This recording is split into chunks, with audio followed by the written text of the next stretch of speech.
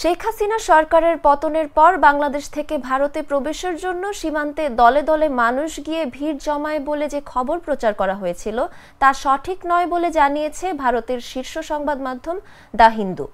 বলা হয়েছে ওই সময় ভারতে প্রবেশ অথবা বাহির হওয়ার ক্ষেত্রে উল্লেখযোগ্য কোনো ঘটনা ঘটেনি। গত 6 বছরের সরকারি তথ্য বিশ্লেষণ করে এমন তথ্য পাওয়া গেছে। প্রতিবেদনে বলা হয়েছে 5 আগস্ট থেকে 27 নভেম্বর পর্যন্ত আন্তর্জাতিক সীমান্ত থেকে 1393 বাংলাদেশিকে আটক করা হয়।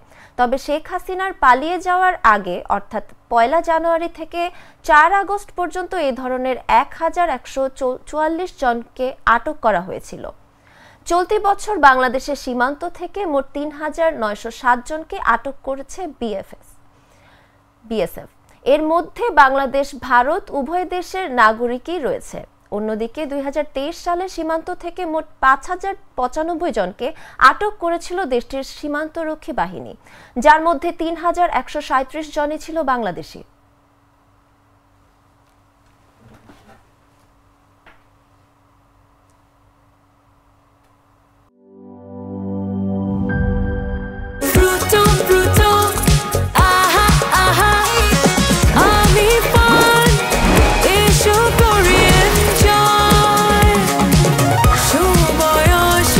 প্রাণ ফ্রুটো, সময় অসময় ফ্রুটোময়।